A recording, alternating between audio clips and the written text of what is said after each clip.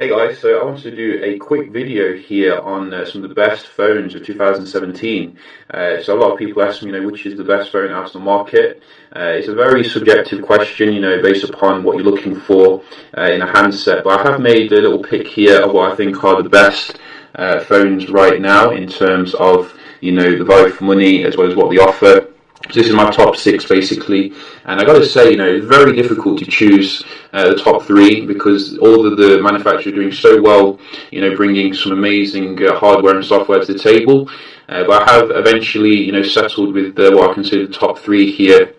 Much to the disappointment of many Sony fanboys. I have obviously said before that I think the S8 and the XZ Premium are the best Androids right now. But I think the S8 does just pit the XZ Premium in some areas to make it probably the best handset overall in terms of the software and the engineering, etc. It's not without its flaws, it does have some issues still, like the fingerprint sensor, the software, which is a little bit laggy compared to what you can get on some of the phones. But when you consider, the amount of effort that Samsung made on the engineering, as well as the software, the camera, as well as the fast charging, waterproofing, etc.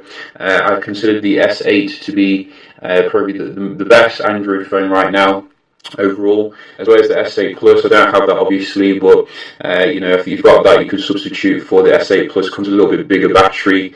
I have done quite a few battery tests actually with the standard model, and it seems to be phones which have bigger batteries. So this is an Exynos model as well. Not sure about the Snapdragon model, but overall, I think it is the best Android right now overall. Obviously, we do have Sony as number two, which the reason why I chose Sony is because it comes with some amazing features itself, like a 4K display, as well as very nice, sophisticated design. It is coming with slightly bigger bezels, still, a little bit out of date, as well as the camera is not the best in low light like scenario. But I think generally, if you're looking for a high-end Android, it is among the best options right now. We do have iPhone 7 Plus as number three, because iPhone 7, you're getting a unique software experience. You can't get this software experience on any other phone. It's coming with very solid construction as well. Nice metallic kind of design here. And, it's an iPhone at the end of the day, and everyone likes iPhones, really. Well, not everyone, but I certainly do. It's a little bit locked down in terms of the ecosystem, but it's very easy to use. The software will be updated in 5 years' time, and it's going to hold its value quite well. That's why I consider it number three. The only thing which I would say is that the hardware isn't quite up there with Android still. No fast charging and things like that. So that's something to consider. Now, number four was quite tough for me to choose here because we have some nice contenders. We have the HTC U11, LG G6, and the OnePlus 5.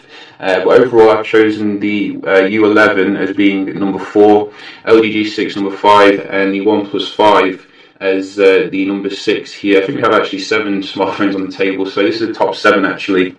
So the reason why I chose the U11 as number 4 here is because the amount of effort HTC has made on the handset to make it an amazing phone overall, in terms of the camera, the software experience is very fluid.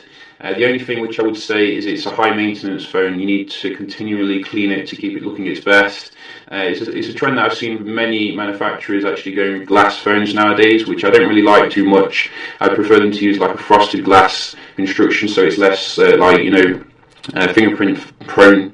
But other than that, you have your 3D audio recording, which is absolutely amazing. You have your squeezability, which is quite innovative. And overall, it's just a fantastic phone. It's got no issues with it whatsoever. It runs extremely smooth.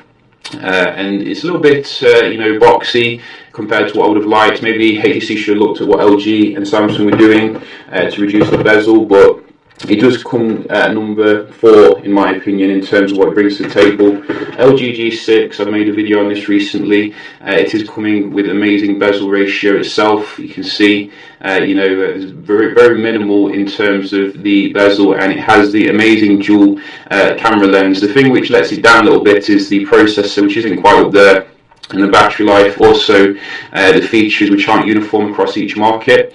So you don't know what you're going to get with your G6 compared to the V20 and the V10, which came with like pretty much the same features everywhere. So that's why I put it number 5 here. OnePlus 5, very solid phone.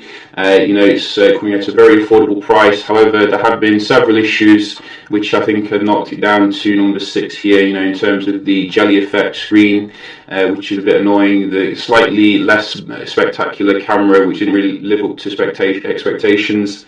As well as the fact that it's a little bit more expensive this year, and you could get like one of these phones instead for a little bit more. So maybe next year OnePlus will come out with the true like flagship killer, or maybe this year they'll probably come out with OnePlus 5T. It's a solid phone overall, but I don't think it's as good as the OnePlus 3. Last but not least, we do have the Mi 6 phone, which I haven't forgotten about. Many people might have heard of this phone because obviously it's from Xiaomi, but I think it offers an amazing amount of spec here for the price. And because it's a little bit older, it's also a little bit cheaper. You can get them for about 300 to 400 euro. It's coming with all the top-end processor, 6 gigs of RAM, etc., and dual camera as well with the amazing bokeh modes and stuff like that. So very good contender here. Arguably, in some ways, I think the Mi 6 is better than the OnePlus 5 this year. It's got, I think, the optical image stabilization on the camera, so and water resistance as well, not full waterproofing but water resistance. So definitely one to consider. The Mi 6 is just a software which lets it down a little bit. You don't know what you're going to get in terms of the updates, etc. So that's what I'm thinking here when it comes to what I think are the top end phones for 2017 so far. Next month we're going to be getting a whole crop of new phones such as the Note 8, LG V30, Pixel 2. So this might change a little bit. But I hope this gives you some idea what I'm thinking in regards to these phones. And if you've got any comments, do leave one. I'm certainly interested to find out what you think. So yeah, just a quick little video here, and I'll see you in the next one.